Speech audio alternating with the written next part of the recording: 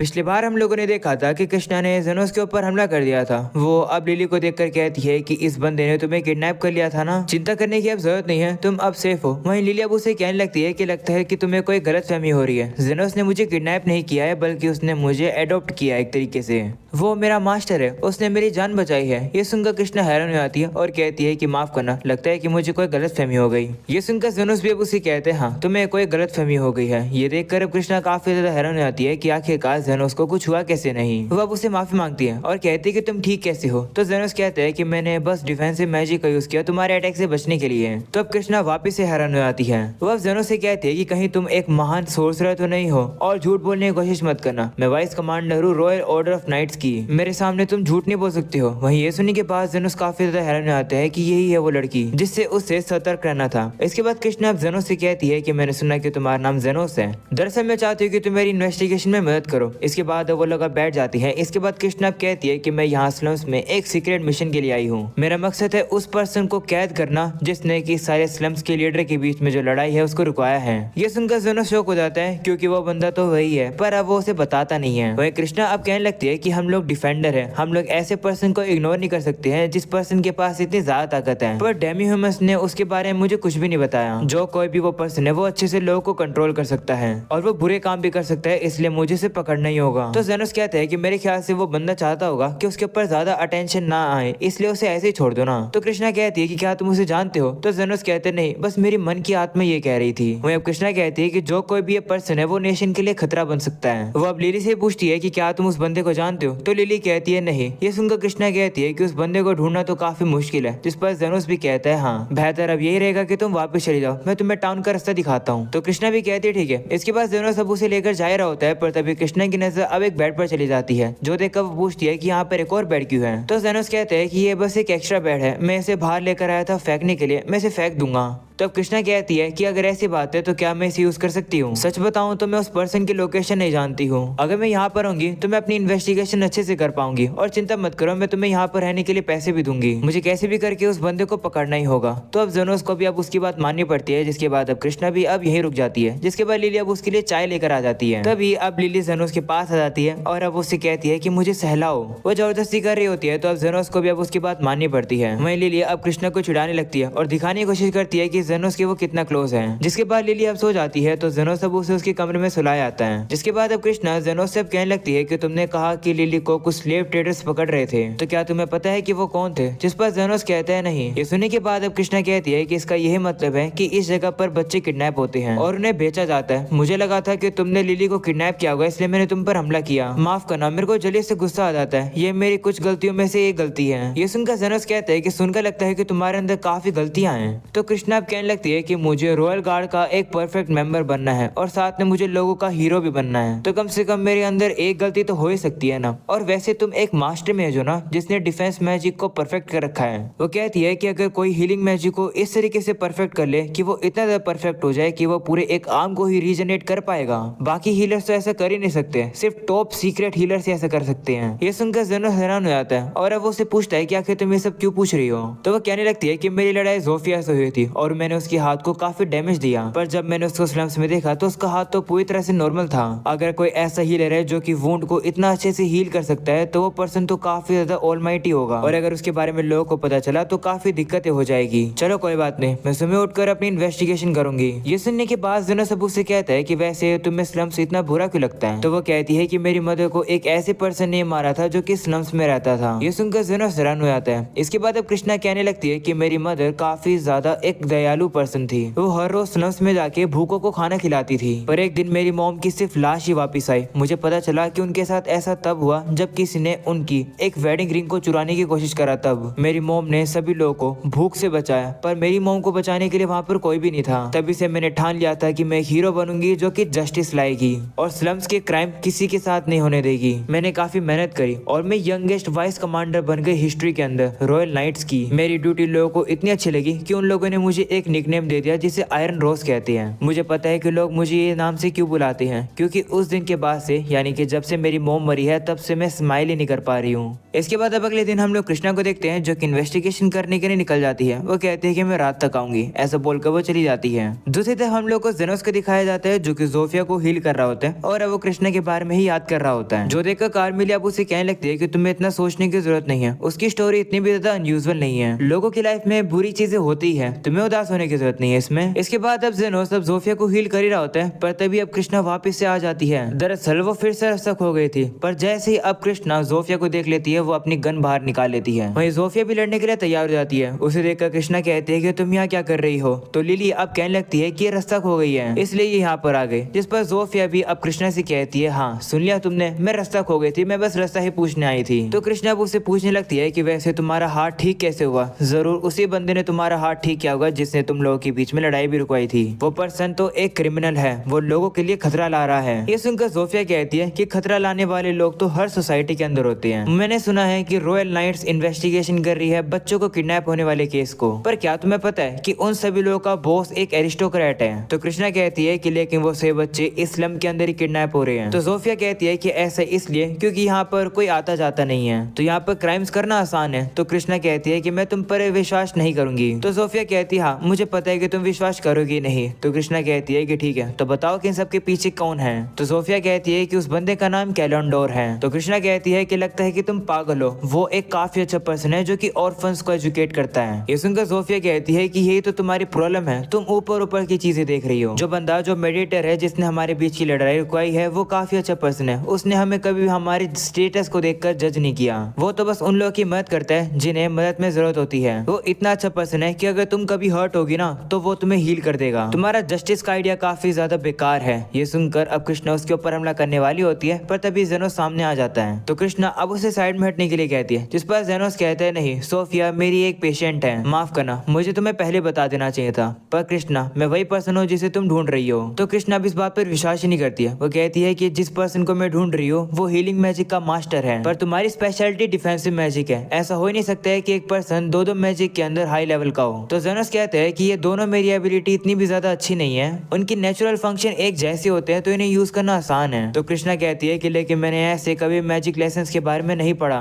पर एक चीज क्लियर है कि तुम डेम ह्यूमंस के साथ हो और मीडिएटर के साथ भी, इसका मतलब मुझे कोई और ही जगह ढूंढनी पड़ेगी जहाँ से मैं काम कर सकूं। ऐसा बोलने के बाद वो चली जाती है। वहीं लिली भी अब देखती है कि कृष्णा तो स्लम्स के अपोजिट साइड में गई है। ये सुनकर जेनोस शॉक हो जाता है और कहते हैं कि कहीं ये वहां तो नहीं गई है। इसके बाद हम लोग अब कृष्णा को देखते हैं जो कि अपने वेपन्स को सबमिट करवा देती है और अब वो कैलेंडोर से मिलने के लिए उसके घर पर आ जाती है। वो उससे कहती है कि क्या आपको पता है कि इस एरिया के अंदर चोरी हो रही है, जिस पर कैलेंडर भी कहते हैं हाँ मैंने लिज़रमैन चोर के बारे में तो सुना है। तो कृष्णा कहती है हाँ हमारा इरादा है लोकल सिक्योरिटी को बढ़ाने का, इसलिए मैं चाहती हूँ कि आप और आपके साथी नोबल्स थोड़ी सी केयरफुल हो जाएं। शुरुआत में मैं आपके घर के ऊपर एक जांच करना चाह रही हूँ। तो कैलेंडोर कहते हैं कि ये तो काफी अच्छा आइडिया है, पर अगर तुम पहले बता देती तो मैं थोड़ी और तैयारियां कर लेता। तो कृष्णा कहती है कि हमारा मकसद बस नॉर्मल चेक करना है कि आखिर सिक्योरिटी कैसी है, इसलिए ही मैं सरप्राइज इंस्पेक्शन करने के लिए आई हूँ। तो वो भी कहते हैं ठीक है। जिसके बाद अब कैलेंडोर अब कृष्णा को अपना पूरा घर दिखाता है। वही कृष्णा भी अब अपने मन में कहती है कि लगता है कि जोफिया झूठ बोले थी, यहाँ पर तो कुछ भी गड़बड़ नहीं है। जिसके बाद अब वो लोग वहाँ पर वापस आ जाते हैं। इसके बाद अब कृष्णा उसे कहती है कि यहाँ की सिक्योरिटी तो काफी अच्छी है, अब मैं जा रही हूँ, पर जाने से पहले क्या मैं वॉशरूम यूज कर सकती हूँ। तो कैलेंडोर भी कहते हैं ठीक है। जिसके बाद अब कृष्णा वहाँ से बाहर आ जाती है। वही कृष्णा अब अपने मन में कहती है कि कुछ ना कुछ तो गड़बड़ है, इसलिए वो अब चेक करती है और अब उसे सामने की तरफ एक कुआं दिखाई देता है और अब वो उस कुएं के अंदर आ जाती है। जैसे वो अंदर आती है वो अब काफी ज्यादा हैरान हो जाती है ये देखकर कि वहाँ पे तो काफी सारे बच्चों को बंदी बनाकर रखा हुआ था। जो देखकर वो अब उन लोगों के पास पहुंच जाती है तो अब बच्चों को भी आवाज सुनाई दे जाती है, जिससे सुनकर वो घबरा जाती है। तो कृष्णा उन लोगों से कहती है कि घबराओ मत, मैं एक हीरो हूँ, मैं तुम्हें बचाने आई हूँ।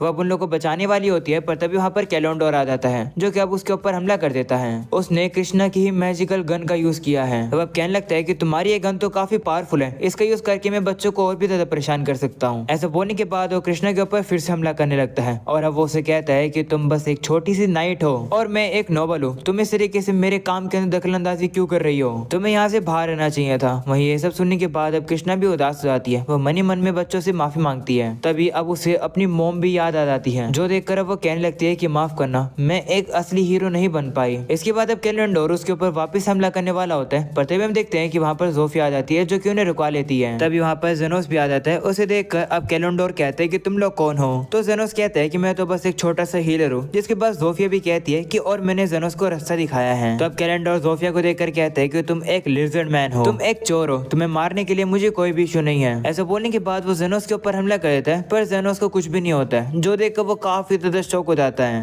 इसके बाद जेनोस अब उसके पास आने लगता है। वहीं कैलेंडोर उसके ऊपर काफी सारे हमले कर रहा होता है, पर जेनोस को कुछ भी नहीं हो रहा होता है, जो देखकर वो काफी डर जाता है और कहते हैं कि आखिर ये गन काम क्यों नहीं कर रही है। वहीं पर जेनोस को अब उसके पास आता हुआ देख वो काफी डर जाता है और वहां से भागने की कोशिश करता है, पर वो नीचे गिर जाता है। तभी जेनोस वहां पर आकर उसी गन को उठा लेता है और उसके ऊपर पॉइंट कर देता है, जो देखकर कैलेंडोर कहता है कि तुम्हारी हिम्मत कैसे हुई मुझ जैसे एरिस्टोक्रेट के ऊपर गन तानने की। तो जेनोस कहता है कि मैं तो चला भी दूंगा। जोसिन का वो डर जाता है और कहता है कि प्लीज मुझे माफ कर दो, पर जेनोस उसकी बात मानता नहीं है और अब वो शूट कर देता है। इस वजह से कैलेंडोर के अब कपड़े तक फट जाती है, जो देखकर कृष्णा अब जेनोस से कहती है कि क्या तुमने इसे मार दिया। तो जेनोस कहते नहीं, ये बस बेहोश हुआ है और वैसे भी उसे असली पनिशमेंट देने का काम तुम्हारा है, ना कि मेरा। वहीं हम देखते हैं कि कृष्णा का तो हाथ कट चुका है और अब वो जेनोस से कहने लगती है कि मेरे लिए काफी लेट हो चुका है, मैं बचूंगी नहीं, यहाँ जो कुछ भी हुआ है जाकर रॉयल नाइट्स को बता दो। तो जेनोस कहते हैं ये तो काफी बड़ा काम है, इस काम को तुम ही संभाल लो। ऐसा बोलने के बाद जेनोस अब उसे हील करने लगता है, जिससे कि अब कृष्णा का हाथ वापिस से रीजनरेट हो जाता है, जो देखकर वो काफी हैरान हो जाती है। इसका तो यही मतलब है कि तुम वही मीडिएटर हो।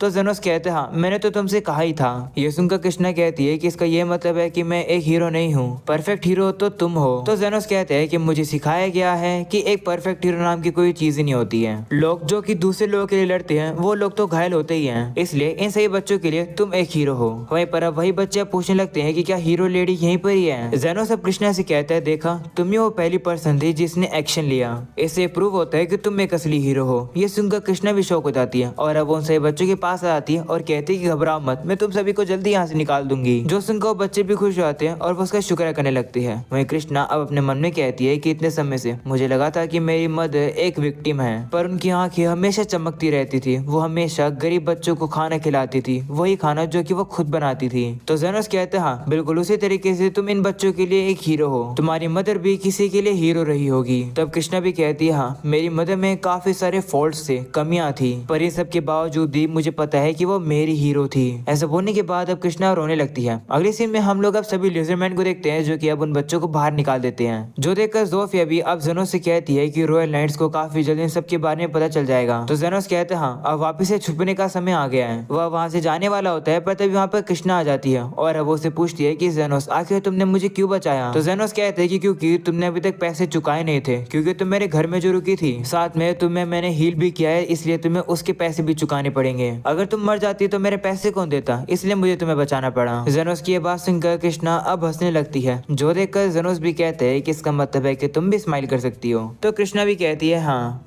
अगले सीन में हमें अब जेनोस का पास्ट दिखाया जाता है, जहाँ पर जेनोस अकेले ही स्लम्स में बैठा हुआ था। वहाँ पर हम लोग अब देखते हैं कि काफी सारे बच्चे पड़े हुए थे, पर तभी वहाँ पर अब एक बंदा आ जाता है, जो कि जेनोस को देखता है और कहता है कि तुम क्या कर रहे हो। तो जेनोस कहते हैं कुछ भी नहीं। ये सुनकर वो बंदा कहता है कि अगर ऐसी बात है तो क्या तुम हमारे साथ एडवेंचरिंग करना चाहोगे, क्या तुम्हारे पास कोई पावर्स है। तो जेनोस कहता है हाँ, मेरे को हीलिंग मैजिक आता है। ये सुनकर वो बंदा हैरान हो जाता है और कहता है कि जो गरीब लोग होते हैं वो इस तरीके की एजुकेशन को पढ़ ही नहीं पाते हैं, तो ये बंदा काम आ सकता है। ऐसा बोलने के बाद वो बंदा अब जेनोस को हाथ आगे करके कहता है कि आओ हमारी पार्टी को ज्वाइन करो। तो जेनोस भी अब उसकी पार्टी ज्वाइन कर लेता है। वहीं वो बंदा भी अपने मन में कहता है कि मैं बस जेनोस को अपने स्लेव के तौर पर यूज करूंगा। अगले सीन में हमें अब दिखाया जाता है कि वो लोग अब एक वुल्फ से लड़ रहे थे, पर वो वुल्फ अब उस बंदे के हाथ को घायल कर देता है, पर जेनोस अब जल्दी से उसे हील कर देता है, जिसके बाद वो बंदा अब अपनी पावर को यूज करके उस वुल्फ को मार देता है। वो बंदा अब अपने मन में कहता है कि ऐसे क्रिएचर्स को तो मैं काफी आराम से हरा दूं, जेनोस काफी यूजलेस है, बस वो मेरे को सामान उठाने में मदद कर देता है, तो ये मेरे काम आ जाता है। पर अब समय आ गया इसे टीम से निकालने का, और अब अगले सीन में हम लोग अब देखते हैं कि वो अब जेनोस को अपनी पार्टी से ही निकाल देता है। अगले सीन में हमें अब प्रिजनर का सीन दिखाया जाता है, यानी हम लोग अब उसी बंदे को देखते हैं जिसका नाम अस्टोन है। वो अब अपनी पार्टी के साथ कुछ वुल्फ को मारने के लिए आया हुआ है। वो यहाँ पर वुल्फ को लॉर्ड फीनल के लिए मारने के लिए आया है। वहीं पर अब अस्टोन आगे लड़ने के लिए जाते हैं। उसे लग रहा होता है कि वो मोस्टर उसका कुछ बिगाड़ नहीं पाएंगे, पर जैसे वो देखता है उसे पता चलता है कि वो मोस्टर तो उसका हाथ जला चुके हैं। इसी के साथ अब वो सभी मोस्टर्स अब उन लोग के ऊपर भारी पड़ रहे होते हैं। उन लोग की अब बुरी हालत हालत हो जाती है, जो देखकर अब उन लोग को वहाँ से बाहर निकलना पड़ता है। अस्टन अब कहने लगता है कि आखिरकार हम लोग सिर्फ बी रैंक के मोस्टर से ही कैसे हार गए।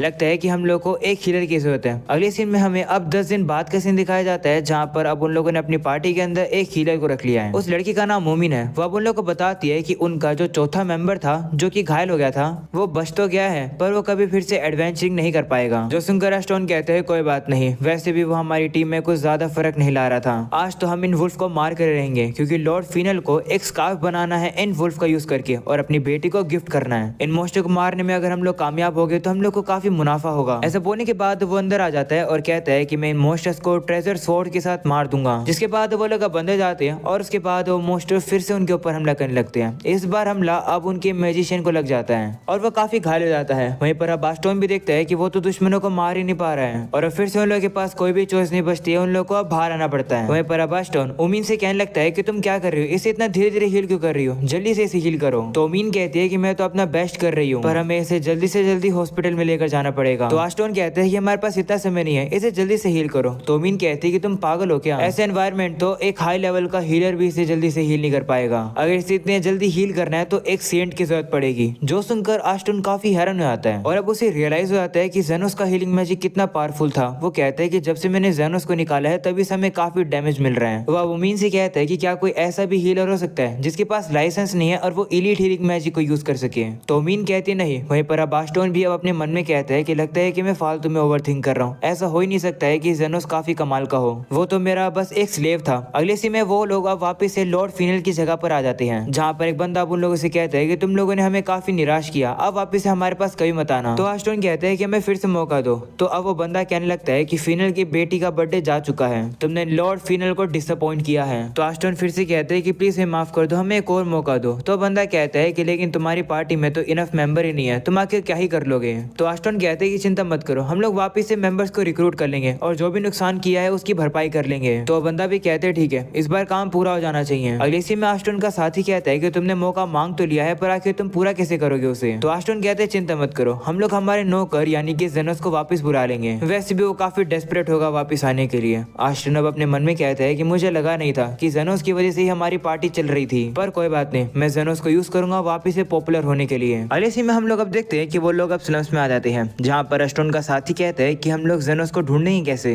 तो आस्टोन कहता है कि हम लोग यहाँ के 3 डेमी ह्यूमंस बॉसेस की मदद लेंगे उसे ढूंढने के लिए। जिसके बाद वो लोग सबसे पहले जोफिया के पास आते हैं। आस्टोन अब जोफिया को देखकर कहने लगता है कि तो कितनी खूबसूरत है, इसे अपने हैरम में जरूर ऐड करूंगा। इसके बाद वो उससे कहते हैं कि मैं आस्टोन हूँ, मैं गोल्डन फिनिक्स का पार्टी का लीडर हूँ, मैं चाहता हूँ कि तुम जेनोस को ढूंढो। ये सुनने के बाद जोफिया अब काफी जोर से हंसने लगती है और कहती है कि अब समझ आया, तो तुम वही बेवकूफ हो जिसने की जेनोस को बाहर निकाल दिया था अपनी पार्टी में से, तुम तो देखने में बुद्धू लग रहे हो। ये सुनकर आस्टोन काफी गुस्से में आ जाता है, वो अपनी तलवार निकालकर हमला करने वाला होता है, पर तभी जोफिया उसे कहती है कि चुपचाप से यहाँ से चले जाओ, नहीं तो तुम्हारे साथ बहुत बुरा होगा। तो वो लोग भी अब वहाँ से चले जाते हैं। जिसके बाद वो लोग लिंगा के पास आ जाते हैं। लिंगा भी अब उन लोगों से कहती है, ओह तो तुम वही पार्टी हो जिसने उसे पार्टी में से निकाल दिया था, तुम लोगों को जेनोस से जो भी काम है चुपचाप से यहाँ से चले जाओ, वो तुमसे नहीं मिलेगा। ये सुनकर आस्टोन गुस्से में आ जाता है, वो अपनी पावर यूज करने वाला होता है, पर तभी लिंगा अपनी काफी तेज स्पीड में उसके पीछे आ जाती है, जो देखकर वो लोग डर जाते हैं और अब उन लोग को वहाँ से बाहर निकलना पड़ता है। जिसके बाद वो लोग लोए के पास भी आ जाती है। लोए भी जैसे सुनती है कि ये वही पार्टी थी जिसने की जेनोस को बाहर निकाला था, वो अब उन लोगों से बात करने से मना कर देती है और अब वो लोग अब जा ही रहे होते हैं, पर तभी उनसे कहती है कि अगर जेनोस को कुछ भी हुआ तो मैं तुम्हें छोड़ूंगी नहीं। जिसके बाद अब उन लोगों को वहाँ से जाना पड़ता है। आस्टोन मन में कहने लगता है कि आखिर डेमी ह्यूमंस के तीनों लीडर जेनोस को इतना प्यार कैसे कर रहे हैं।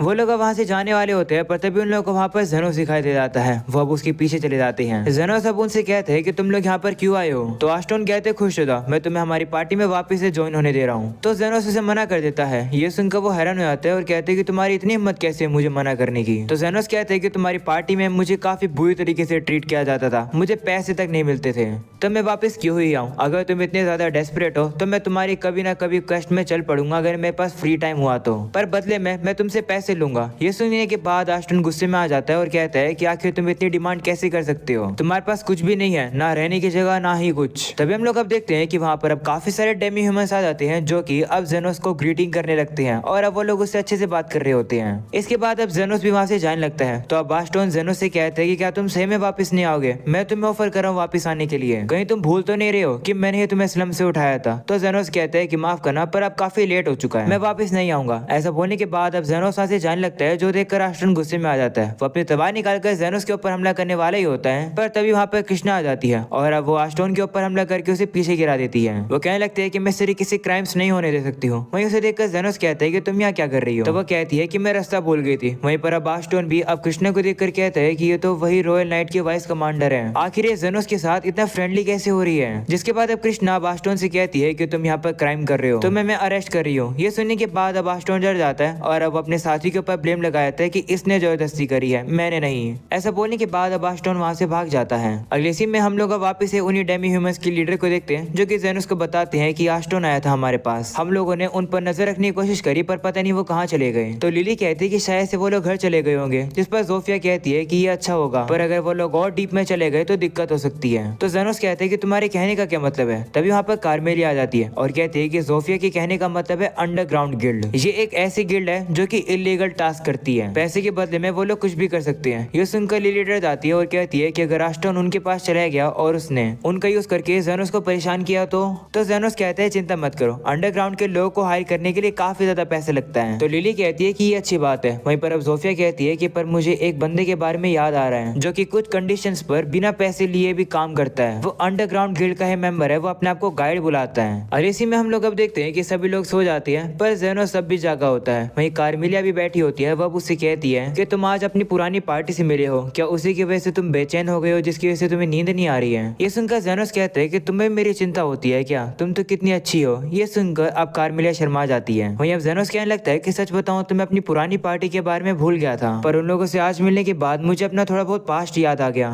तो कार्मेलिया अब उससे कहती है कि तुम कह रहे थे कि तुम स्लम्स में रहकर ही हीलिंग मैजिक सीख गए है ना, आखिर ऐसा कैसे पॉसिबल है। तो जेनोस कहता है कि मैं एक लाश को रिवाइव करने की कोशिश कर रहा था। ये सुनकर कार्मेलिया घबरा जाती है और कहती है कि ये तो फॉरबिडन सोर्सरी है। तो जेनोस कहते हैं हाँ, पर उस टाइम पर मैं छोटा था तो मुझे इन सब के बारे में नहीं पता था, ऐसा करने के लिए टीचर ने मेरे को डांटा भी था। तो अब कार्मेलिया बताने लगती है कि ये चीज सिमिलर तो नहीं है, पर जब मैं लिविंग बीइंग के बीच में थी तो उस टाइम पर एक सोर्सरी थी जिसका यूज करके गोलम्स को बनाया जाता था। ऐसा 300 साल पहले होता था। जो सुनकर जेनोस कहता है कि इसका मतलब वो वाला समय जब डीमन लॉर्ड एग्जिस्ट करता था। तो कार्मेलिया कहती हाँ, वो लोस्ट डीमन सोर्सरी का एक फॉर्म है। वो लोग कोर के लिए एक स्पेशल तरीके का मैजिक स्टोन यूज करते हैं, जिसके बाद वो लोग कार्बन, सल्फर और अलग अलग चीजों को ऐड करके एक गोलम बनाते हैं। गोलम ना ही दर्द फील करते हैं ना ही डर फील करते हैं, और वो लोग बिना थके काफी ज्यादा काम कर सकते हैं। ये सुनकर जेनोस अब उसे कहता है कि वैसे तुम 300 साल पहले क्या करती थी। तो कार्मेलिया कहती है कि मुझे याद नहीं। जो सुनकर जेनोस कहता है कि इसका मतलब तुम अपने बारे में बताना नहीं चाहती हो। चलो कोई बात नहीं। इसके बाद अब जेनोस वहाँ से जाने वाला होता है, पर तभी अब वहाँ पर एक खतरनाक सी बम फटने की आवाज आती है। जो सुनकर जेनोस कहता है कि ये क्या था। तो कार्मेलिया कहती है कि मैं जाकर देखती हूँ। ऐसा बोलने के बाद वो ऊपर से स्लम्स को देखती है और अब वो ये देखकर काफी हैरान हो जाती है कि स्लम्स के ऊपर तो एक गोलम ने हमला कर दिया और अब वहाँ पर उसने काफी तबाही मचा दी है। जो देखकर कार्मेलिया शॉक हो जाती है और कहती है कि हम लोग तो इसके बारे में अभी बात कर रहे थे और ये तो गोलम अभी ही आ गया।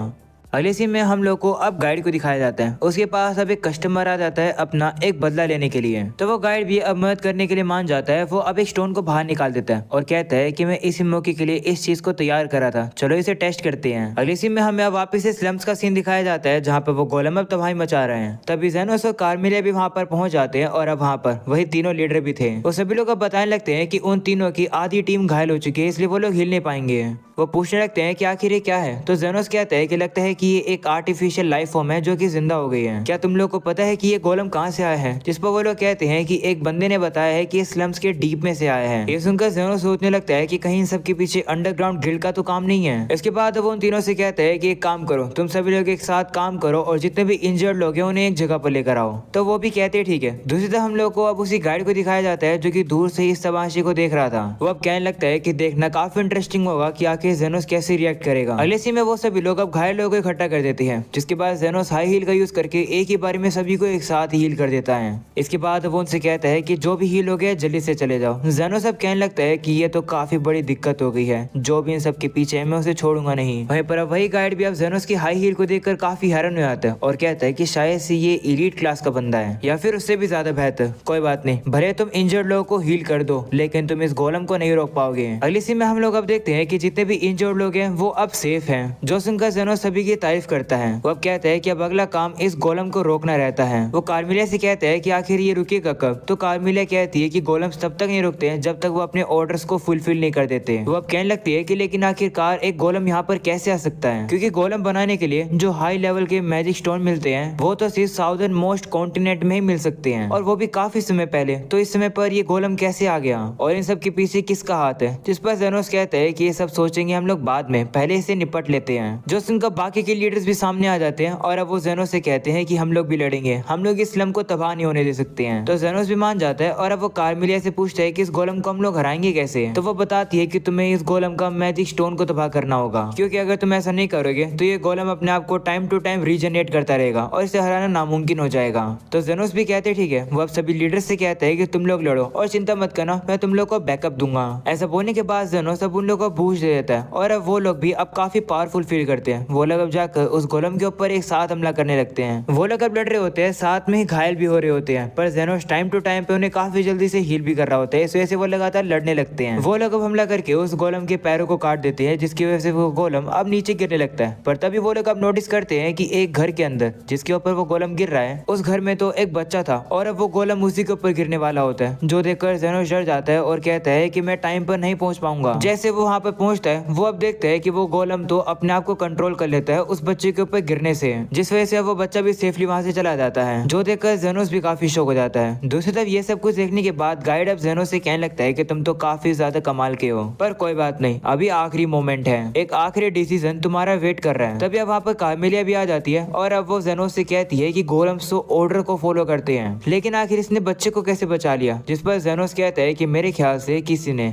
मैजिक स्टोन का यूज करके लाइफ को बनाने की कोशिश करी है, पर अगर उस बंदे के पास इम्परफेक्ट मैजिक स्टोन हो तो वो बंदा क्या करेगा। अब मुझे समझ आ गया है कि आखिर इन सब का मतलब क्या है। मैंने इस गोलम को स्कैन कर लिया है, मुझे पता चल चुका है कि ये जो मैजिक स्टोन है वो लेफ्ट साइड है इस गोलम के, और इस गोलम के अंदर रेस्टोन है। इसके बाद हमें पास्ट के सीन दिखाया जाता है जहाँ पर रेस्टोन अब उस गाइड के पास आया था, जिससे कि वो जेनोस से बदला ले सके। वहीं पर अब इन सब चीजों के बारे में अब उस गाइड को पता चल जाता है कि जेनोस को पता चल चुका है कि इसके अंदर रेस्टोन है। वह फिर से जेनोस की तारीफ करता है। वह बताने लगता है कि जो मेरा आइडिया था इम्परफेक्ट मैजिक स्टोन से एक लाइफ बनाने के लिए, मेरे पास एक ही ऑप्शन था, और वो ये था कि उस मैजिक स्टोन को ह्यूमन बीइंग के साथ कंबाइन करना। उन दोनों को कंबाइन करने से एक नए तरीके का कोर बनता है, क्योंकि ह्यूमंस को कंट्रोल करना मुश्किल होता है क्योंकि उनके पास काफी अलग अलग इमोशंस होते हैं, पर उनके अंदर नेगेटिव फीलिंग्स होती है जिनका यूज करके उन्हें मैजिक स्टोन के साथ कंबाइन किया जा सकता है। और स्टोन के अंदर जो मैंने मैजिक स्टोन लगाया है वो स्पेसिफिकली इसीलिए लगाया है जैसे कि वो अपना बदला ले सके। वो अब कहने लगता है कि जेनोस अब आखिरकार तुम इन सबसे कैसे लड़ोगे, तुमने इतने सारे लोगों की जानें बचा ली है अपने मैजिक को यूज करके,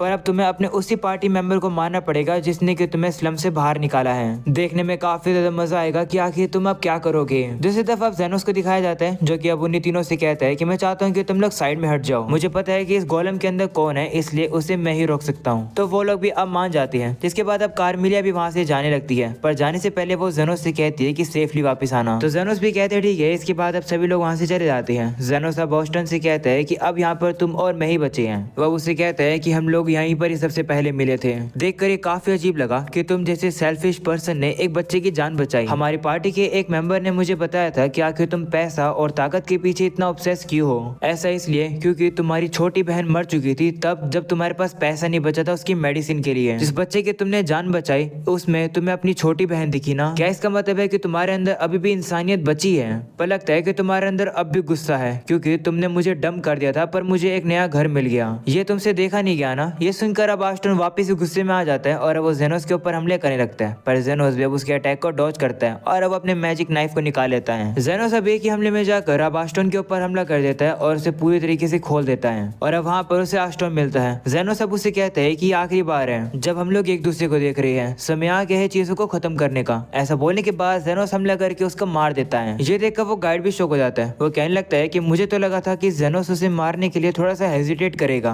पर लगता है कि जेनोस ऐसा पर्सन नहीं है। इसके बाद वो वैसे फिर से वापस देखता है और अब वो ये देखकर काफी ज्यादा हैरान हो जाता है कि जेनोस आस्टोन के ऊपर हमले करता हुआ उसके अंदर से वो उस मैजिक स्टोन को बाहर निकाल रहा होता है और साथ में वो उसे हील भी कर रहा होता है जिससे कि आस्टोन मरे नहीं। ये देखने के बाद गाइड फिर से काफी ज्यादा शॉक हो जाता है। वो कहता है कि जेनोस ने अपनी हीलिंग मैजिक को यूज करके काफी सारे लोगों को बचाया है, पर फिर भी वो यहाँ पर इतना कमाल का हीलिंग मैजिक यूज कर पा रहा है। आखिरकार वो ऐसा कैसे कर रहा है? मुझे तो विश्वास ही नहीं हो रहा है कि कोई ऐसा पर्सन भी एग्जिस्ट कर सकता सकता है। दूसरी तरफ आस्टन हैरान हो जाता है। वो जेनोस से कहता है कि तुम मुझे बचा क्यों रहे हो? तो जेनोस कहता है कि तुम्हें पता है कि तुमने यहाँ पर कितनी तबाही मचा दी है, इसके लिए तुम्हें काफी पैसा देना पड़ेगा। ये पहला रीजन है तुम्हें बचाने के लिए, और दूसरा रीजन तुम्हें बचाने के लिए ये है कि तुमने मेरे लिए काफी अच्छी चीजें करी है। पहला ये है कि तुमने जो मुझे एक गोल्ड कॉइन दिया था उसका यूज करके मैंने लिली को बचाया, और लिली को बचाने के बाद ही मैंने अपना क्लिनिक खोला, और उसी के बाद मेरी लाइफ बदल गई। और एक और रीजन है तुम्हें बचाने का, और वो ये है क्योंकि मैं एक हीलर हूँ, इसलिए मैं तुम्हें नहीं मरने दे सकता हूँ। ऐसा बोलने के बाद जेनोस अपनी पावर को यूज करके उसके मैजिक स्टोन को तोड़ देता है, जिससे कि अब स्टोन ठीक हो जाता है। वो अब हैरान हो जाता है और अब वो जेनोस से कहता है कि अब मुझे रियलाइज हो गया है कि तुम कितने कमाल के हो, पर मैंने सब कुछ खो दिया है, फिर भी तुमने मुझे जिंदा छोड़ दिया। क्या तुम्हारा यही रिवेंज है कि जिससे कि मैं अपनी पूरी लाइफ सफर करूँ? तो जेनोस कहते हैं नहीं, मैंने इतना भी नहीं सोचा।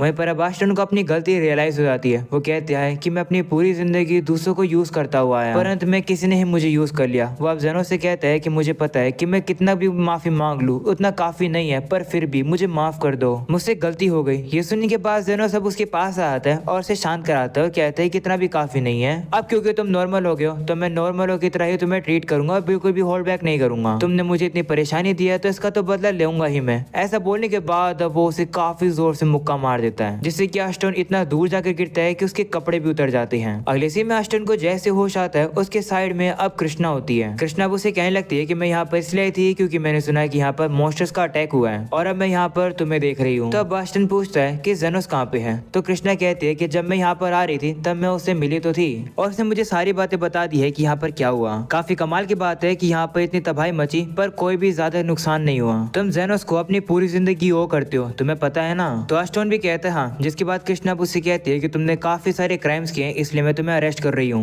वह उससे कहती है कि जेनोस का तुम्हारे लिए एक मैसेज भी है, उसने तुम्हारी स्वॉर्ड ले ली है क्योंकि तुम्हारी स्वॉर्ड एक काफी अच्छे आइटम से बनी है, तो जेनोस उसे बेच लेगा जिससे कि वो पैसे कमाएगा और उसका यूज करके वो डैमेजेस को रिपेयर करवाएगा। ये सुनने के बाद आस्टन काफी दुखी हो जाता है और कहता है कि मेरे पास तो अब कुछ भी नहीं बचा है। तो अब कृष्णा कहती है कि लेकिन जेनोस ने तुम्हें एक और चीज कही है, उसने तुम्हें तुम्हारी सर्वेलेंस पे दी है और कहा है कि वो तुम्हारे साथ फिर से कभी कुछ भी नहीं करना चाहता है। ये सुनने के बाद अब आस्टन काफी ज्यादा इमोशनल हो जाता है और अब वो रोने लगता है। दूसरी तरफ हम लोग अब जेनोस को देखते हैं जो कि काफी ज्यादा थक जाता है। उसे घर जाने में भी दिक्कत हो रही होती है, पर तभी वहाँ पर सभी लीडर्स आ जाती हैं जो कि अब उसकी मदद करके उसे घर पर ले जाती हैं। वहीं पर अब ये सभी चीजों को वो गाइड भी देख लेता है और कहता है कि लगता है कि मुझे थोड़े समय के लिए अब वापस से छुप जाना चाहिए, पर मुझे विश्वास है कि जेनोस हम लोग फिर से मिलेंगे। जब तुम मुझे मिलोगे तो हम लोग तब और भी खेलेंगे। ऐसा बोलने के बाद वो गाइड चला जाता है। इसके बाद अब जेनोस घर वापस आ जाता है, जहाँ पर लिली अब जेनोस को बताती है कि जब तुम गए हुए थे तब कार्मेलिया को तुम्हारी काफी चिंता हो रही थी। ये सुनने के बाद कार्मेलिया शर्मा जाती है और कहती है कि नहीं ऐसा कुछ भी नहीं है। तब लिली अब जेनोस के पास आ जाती है और कहती है कि मुझे भी तुम्हारी चिंता हो रही थी, पर मुझे पता था कि तुम जरूर वापस आओगे और देखो तुम आ गए। चलो अब हम सभी लोग एक साथ मिलकर चाय पीते हैं। और अब इसी के साथ ये एपिसोड यहीं खत्म हो जाता है। उम्मीद है कि तुम लोग को ये एपिसोड पसंद आया होगा। पसंद आया हो तो लाइक कर देना, चैनल पर नए हो तो सब्सक्राइब कर देना। मिलते हैं अगले एपिसोड में, तब तक के लिए बाय बाय।